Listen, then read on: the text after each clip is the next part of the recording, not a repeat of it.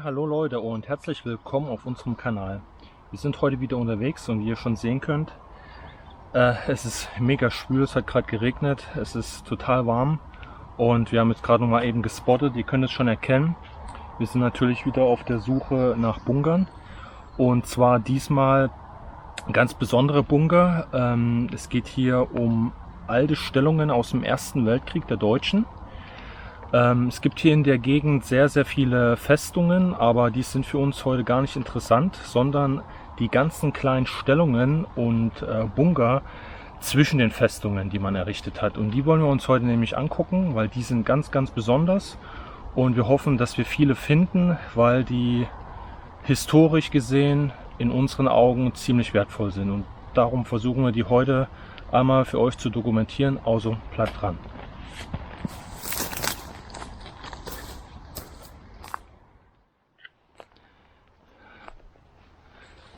Ja Leute, und jetzt haben wir hier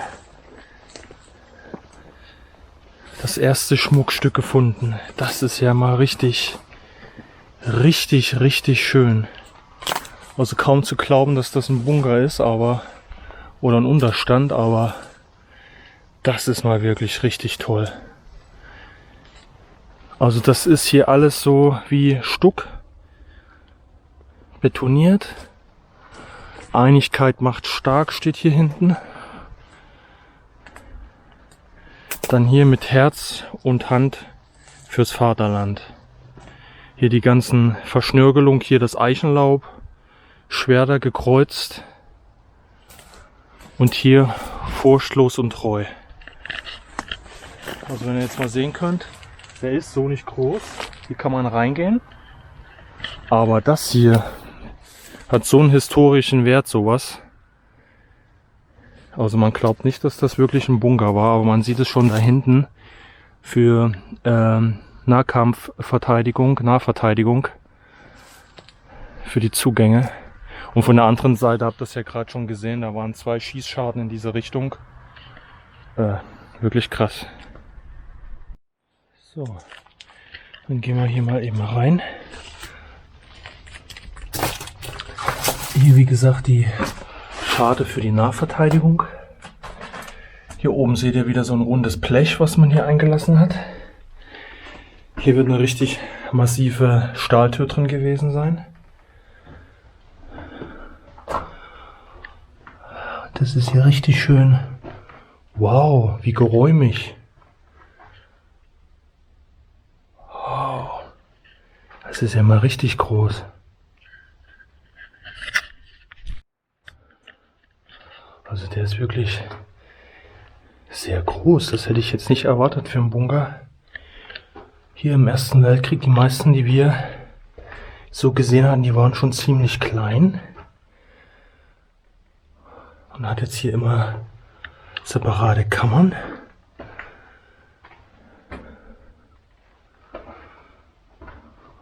Diese Feuerschale, die gehört hier wahrscheinlich nicht rein. Hier gibt es wahrscheinlich einen Notausstieg in diese Richtung. Ja, hier gab es einen Notausstieg. Hier seht ihr auch noch mal die Türen, die hier verbaut waren. Das ist jetzt hier nur so eine Klappe, aber hier unten wird eine große Tür eingehangen gewesen sein. Auch hier diese kleinen Sockel hier in der Wand, da war wahrscheinlich auch noch irgendwas befestigt.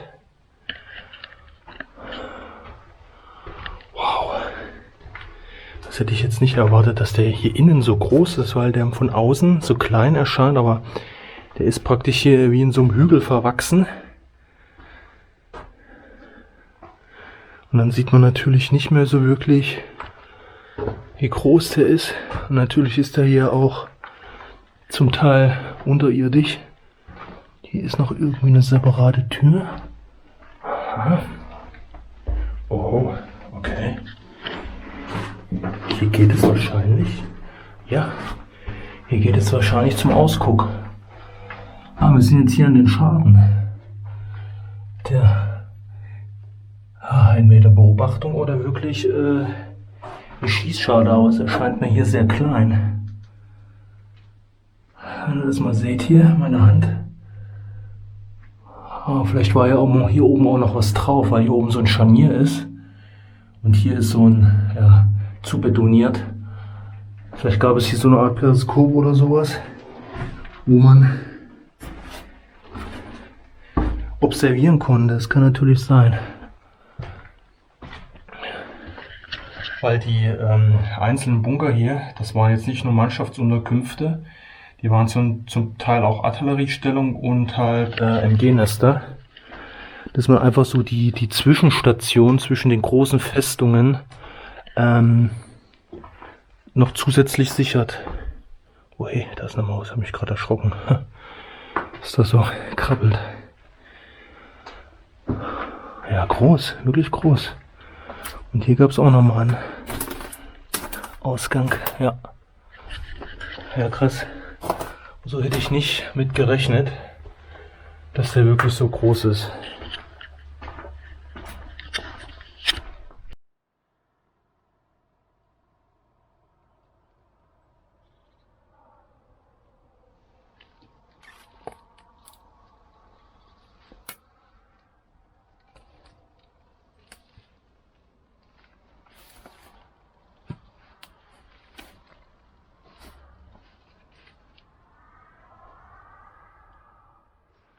So Leute, wir haben hier höchstwahrscheinlich den nächsten Bunker gefunden. Hier in dieser Linie. Die sind hier wirklich sehr, sehr krass versteckt. Oh, jetzt wird es ja auch richtig dunkel. Oh. Das ist übel, ne? Ich glaube, wir brauchen jetzt hier einmal Licht. Gucken wir mal, das Licht hier ankriegen. So, jetzt haben wir etwas Licht. Und jetzt haben wir hier wieder so einen Bunker, der nur noch so halb rausschaut.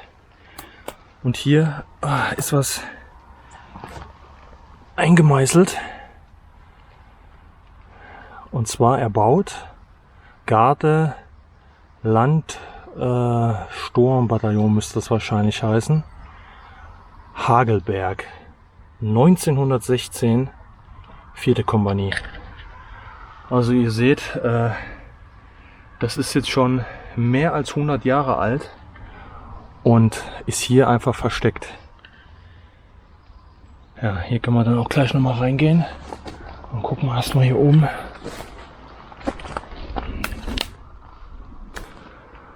Wie groß das eigentlich ist.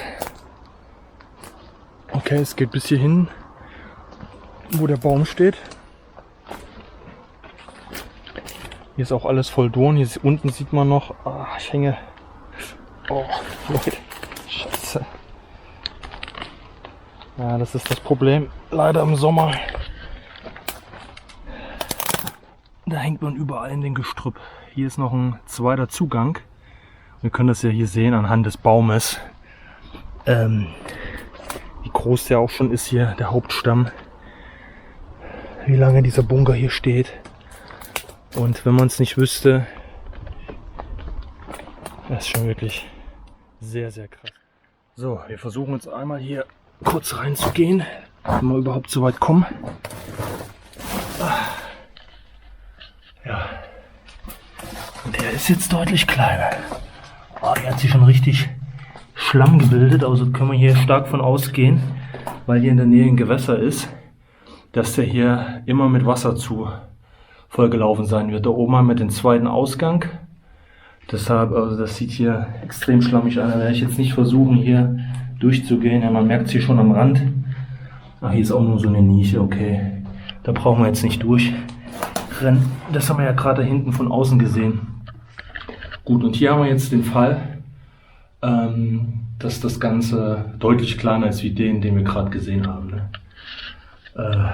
Der könnte hier halt nur eine reine Unterkunft beziehungsweise ja, vielleicht einfach nur Munition oder Verbrauchsgüter zwischengelagert sein. Kann durchaus sein. Oder hier war vielleicht noch ein anderer zusätzlicher Bunker noch direkt in der Nähe, wobei der erste, der war jetzt auch nicht weit weg. Das könnte schon alles dann zusammenhängen. Das ist immer vielleicht ein Bunker davon. Das ist halt nicht ganz gut dokumentiert einfach, was die einzelnen Bunker für eine Aufgabe hatten. weil es gibt da wirklich sehr viel. Und ja, deshalb, wir gucken einfach, was wir finden und was wir dokumentieren können. So, auf geht's. Wir haben hier wieder was entdeckt. Wow, wow. Und diesmal, also was hier direkt auffällt, ist, dass das hier schon wieder anders konstruiert ist. Wir haben hier einen Zugang hier und stehen hier praktisch auf so einer Art Zwischenplattform, wo wir jetzt hier runter gehen können.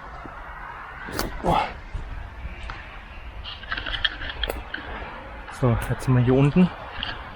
Ich setze noch meinen Rucksack ab. Wir müssen ja auch ein bisschen aufpassen, weil hier auch wieder so Hinterlassenschaften sind von Stacheldraht. Und hier haben wir wieder einen schönen Schriftzug. Auch wieder, das sieht richtig, richtig toll aus hier. Hier oben habt ihr so eiserne Kreuze. Hier ist, ja, keine Ahnung, wie man das nennt. Das hat man ja immer hier teilweise auch auf der Kopfbedeckung so drauf gehabt. Vielleicht weiß es jetzt einer von euch, ich komme jetzt nicht drauf. Hier wieder 1916. Eichenlaub, hier nochmal die eisernen Kreuze. Und hier steht in Treue, in Treue fest zur Heimat und Vaterland. Und hat man abgekürzt, das ist altdeutsch hier, also ein S, fest. Ja, und dann geht's hier rein. Und wenn ihr hier mal seht, ne, wie der Baum hier praktisch schon in den Eingang rein verwächst. Also bald wird er hier, sage ich mal, den schönen Teil des Bunkers ja, überwachsen haben. Also das ist schon wirklich Wahnsinn. Und ich weiß jetzt auch nicht, das ist mir jetzt gerade hier schon öfters aufgefallen, warum hier ja solche Löcher sind an der Seite, die direkt so schräg reingehen. Also ich kenne es halt nur andersrum, von innen nach außen, indem man von innen die Granaten nach außen befördert hat. Aber warum das hier so ist, das weiß ich jetzt nicht. Aber vielleicht weiß es jemand von euch. Ja, wir gucken uns den gleich mal von innen an, wenn das überhaupt möglich ist.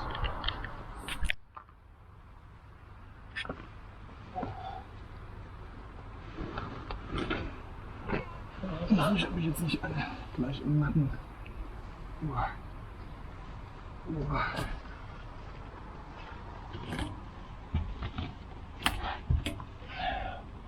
Okay, wir können reinkommen.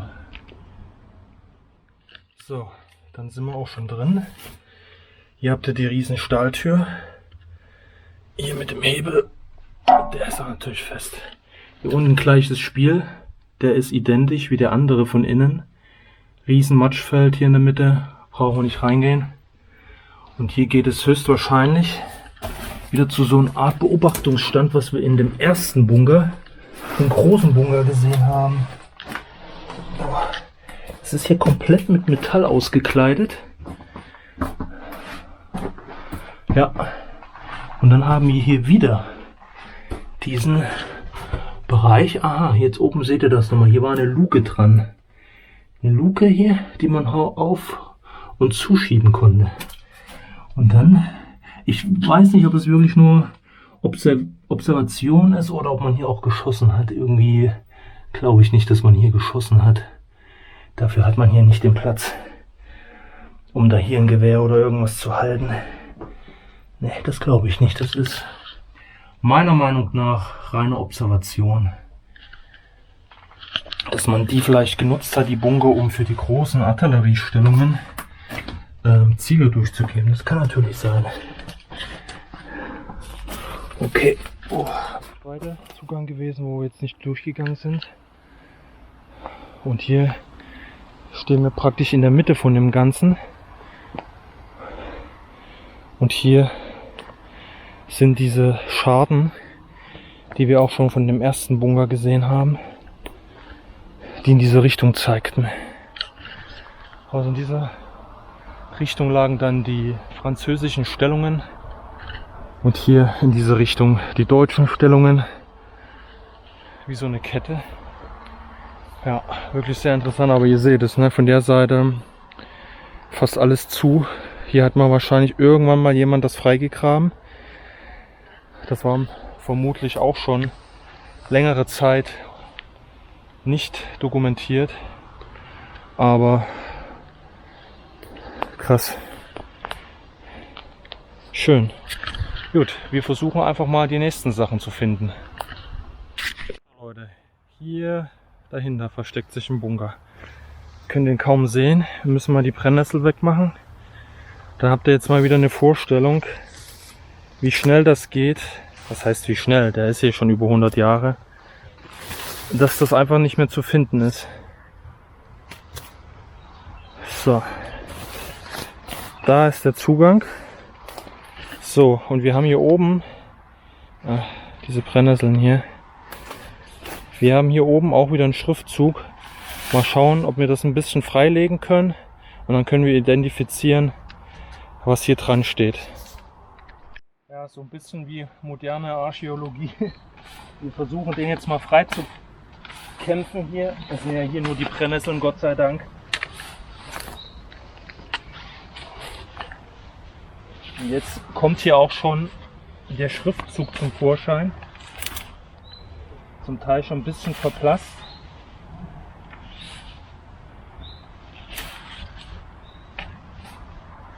So, hier wäre der Eingang. Vermutlich ähnlich wie die, wo wir vorhin waren. Boah. Und hier steht: erbaut, Garde, Land, Sturm, Bataillon wieder. Hagelberg, 1916, 4. Kompanie wieder. Also genau das gleiche wie bei dem anderen Bunker. Dann haben wir auch ja eigentlich mehr oder weniger ein Indiz, wer das hier gemacht hat, ne? Und wer hier stationiert gewesen ist, weil sonst würde das ja auch hier nicht dran stehen. Ja, sehr, sehr schön wieder. Wie gesagt, hier unten, da werden wir gar nicht jetzt erst reingehen. Ich vermute, das wird ähnlich sein, weil das ist ein bisschen krimineller, hier rein und raus zu gehen. Aber ihr seht hier, sehr, sehr schwer, das da noch zu finden. Eigentlich mehr oder weniger Zufall dann in dem Moment. So, Freunde, wir sind weiter auf den Spuren der Bunker. Und ihr könnt es hier wieder erkennen. Man muss echt hier richtig aufpassen. Das ist eigentlich eine Jahreszeit, die nicht optimal ist dafür. Aber das lässt sich nicht verhindern. Dafür sieht es richtig schön aus, wenn das hier mit dem Efeu überwachsen ist. Ich habe da nochmal einen Eindruck davon, wie groß die Bunker sind. Ihr müsst euch denken, diese Erde hier vorne in dem Eingangsbereich, die muss definitiv deutlich niedriger gewesen sein.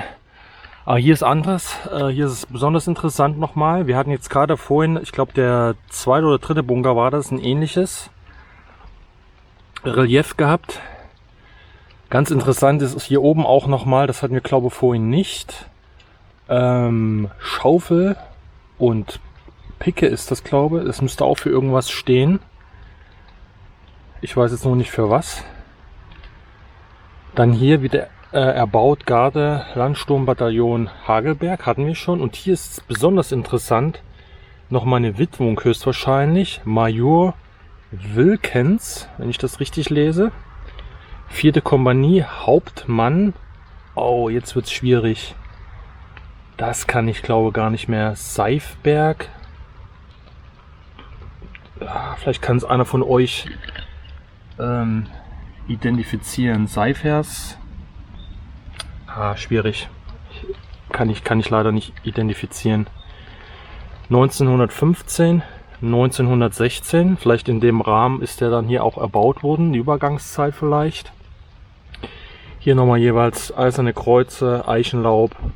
Hier dieses Symbol, was ich jetzt gerade nicht weiß, was immer auf diesen Kopfbedeckungen mit drauf war. Da gibt es auch eine Bezeichnung für, komme ich jetzt nicht drauf. Und hier nochmal gekreuzte Schwerter. Und hier einmal Efeu-Ranken. Eigentlich hat jedes Teil für sich auch eine Bedeutung. Und ja, auch hier geht es wieder rein. Das können wir hier vielleicht nochmal wagen. Wobei ich fast vermute, dass der auch hier ähnlich aufgebaut ist.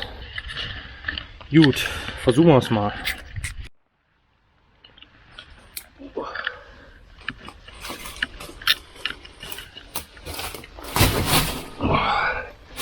Echt mal ein bisschen aufpassen, weil ich weiß, was hier so drin liegt. Auf jeden Fall haben sie hier mal einiges an Unrat reingemacht. Könnte aber auch alles noch alt sein. Hier sind irgendwelche alten Tonnen. Aber ihr seht, auch hier ist der Bunker ähnlich aufgebaut.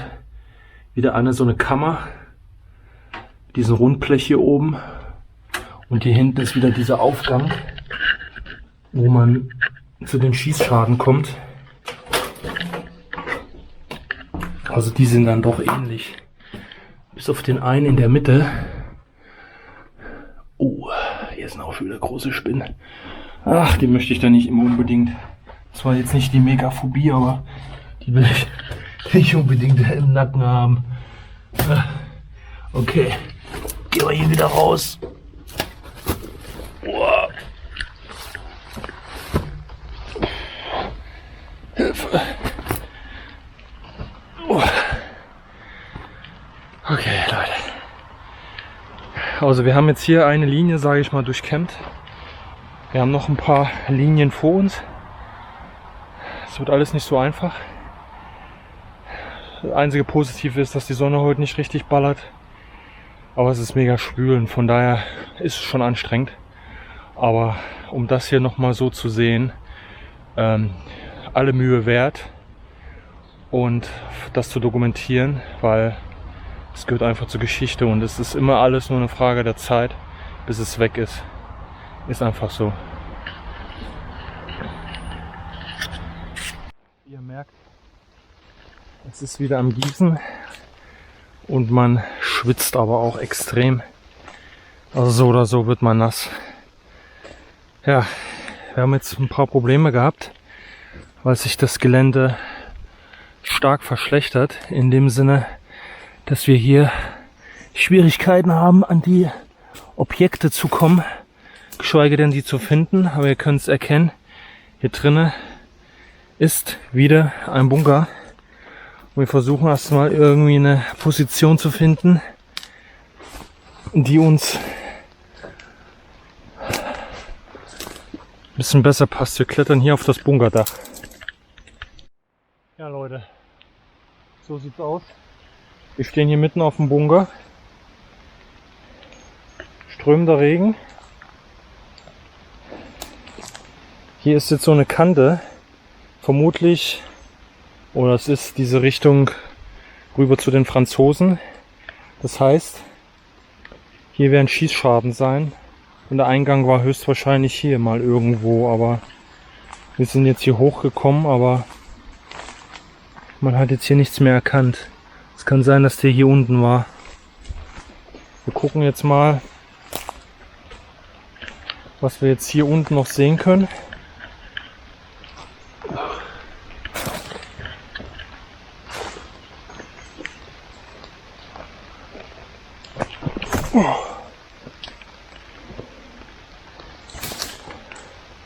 So, mal ein bisschen nach vorn gehen. Ja, jetzt seht ihr hier den Bunker. 3 Schießscharten irgendwie. Der ist jetzt komplett anders.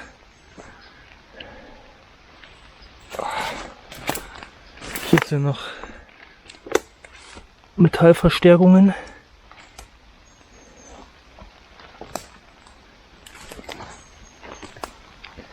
Aber ihr seht, wo wir uns hier befinden.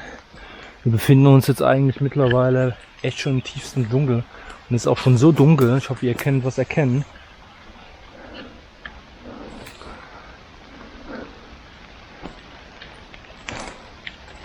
Ja, der Eingang ist auf der anderen Seite. Aber den werden wir jetzt leider nicht mehr erkennen können. Geschweige denn reingehen können.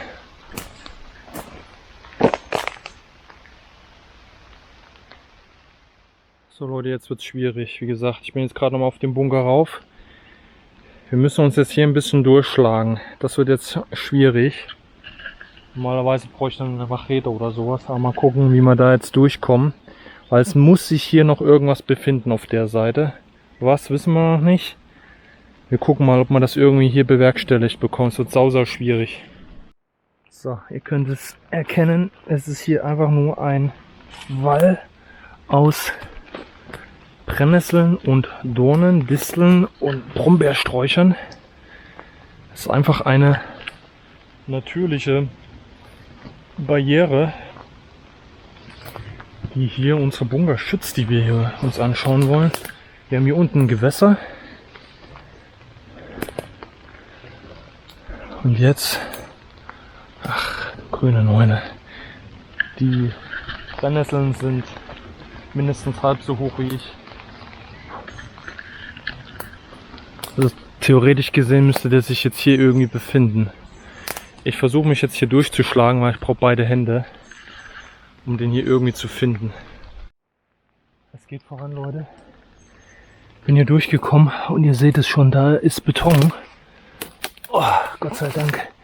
Ich dachte schon, der ist sonst wie weit weg. Oh. Und da sind wir. Wir haben hier wieder einen Zugang. Hier. Wow. Ein richtig tolles Relief. Und hier noch ein Zugang. So.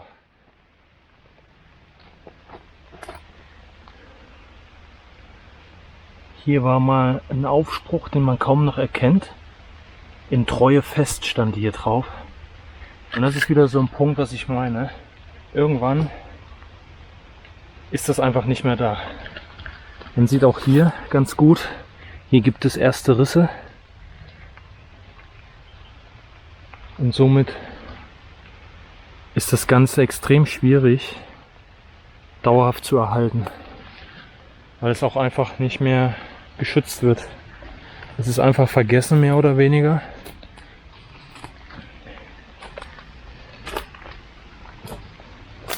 Und hier geht es wieder rein.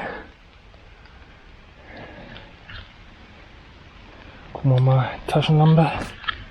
Es ist echt extrem am Regnen die ganze Zeit.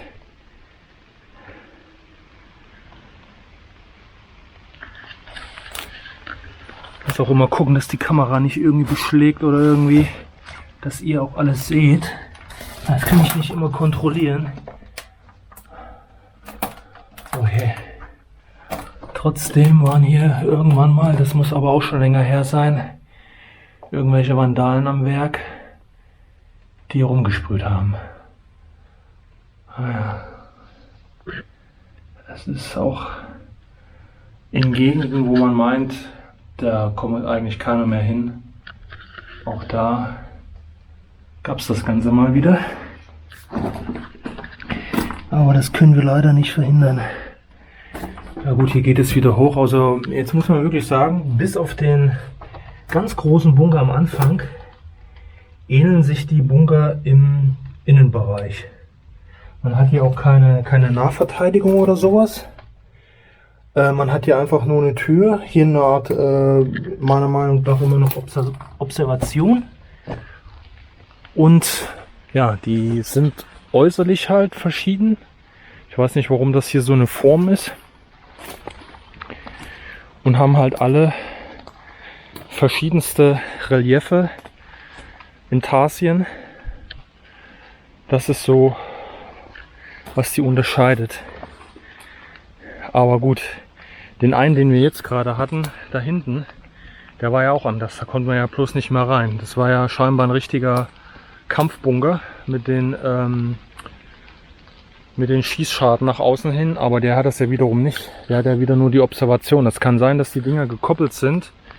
Observation für da hinten, dann die Sicherung. Das wird wahrscheinlich auch MG gewesen sein. Gut, ich schlage mich jetzt hier wieder durch und ja, schauen wir einfach mal, wie es weitergeht. Wir sind noch nicht durch. Wir haben hier noch einiges zu erkunden, wie viel wir schaffen und wir überhaupt erreichen können. Und was wir eigentlich finden, das können wir sowieso nicht sagen. So Leute, Hier ist der Rest von einem Bunker oder das, was jetzt hier oben noch zu erkennen ist.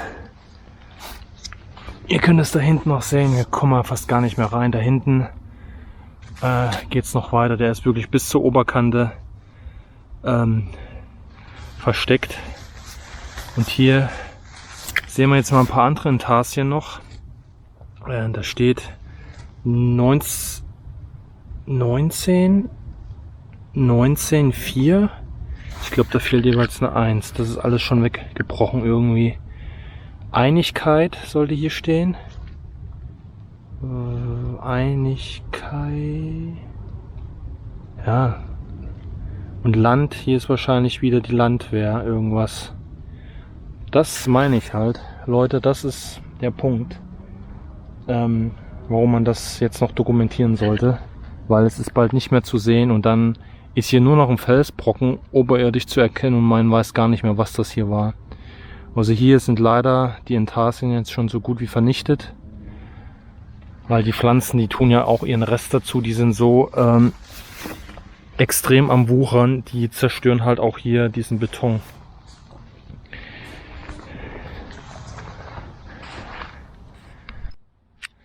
Ja, jetzt haben wir hier den nächsten Bunker. Es kann sein, dass das hier mal gesichert wurde. Vielleicht hatte man hier mal vor, was zu restaurieren, weil das auch ein bisschen freier ist.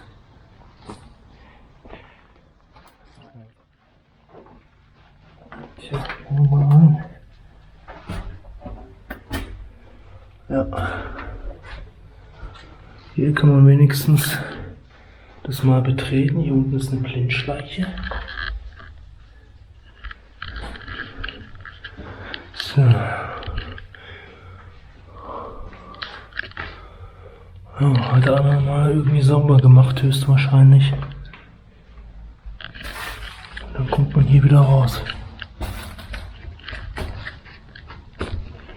Ja, hier ist auch Holz gemacht worden.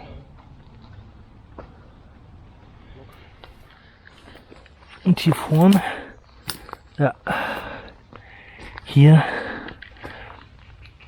ich mache mal ein bisschen mehr Licht. Hab dann Eisernes Kreuz, 1914 steht da, glaube ich. Ich bin mir auch nicht ganz sicher. Und hier so ein Eichenkranz. Ja, man sieht das nur noch sehr, sehr schlecht. Also diese Bunker sind wirklich hier auf dieser Seite in einem sehr schlechten Erhaltungszustand. Ich muss mal die Taschenlampe so halten, dass ihr ein bisschen mehr seht. Ich glaube, so ist es ganz gut, genau. So könnt ihr das erkennen. Ja, das Eiserne Kreuz ist sehr angegriffen, aber es heißt, glaube ich, 1914. Ja.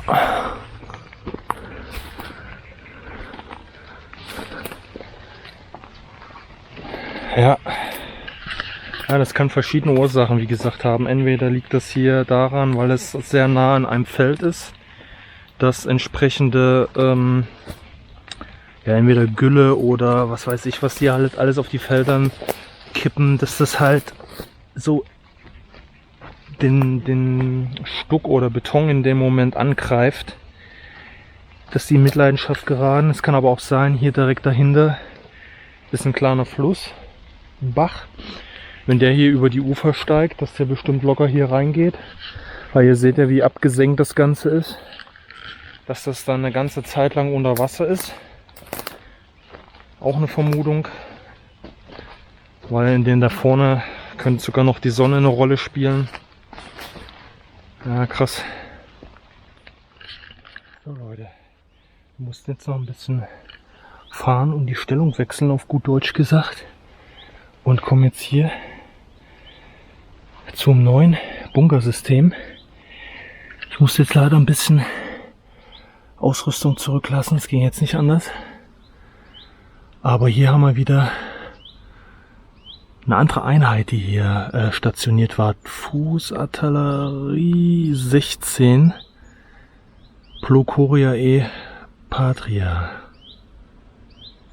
Das ist lateinisch. Habe ich jetzt ad hoc nicht auf dem Schirm.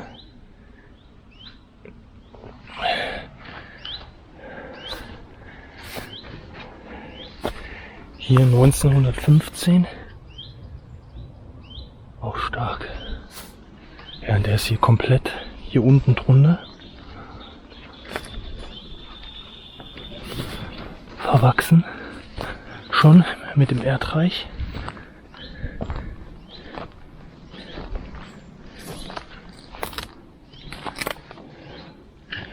Ja, mal gucken, ob wir hier eben noch mal rumkommen.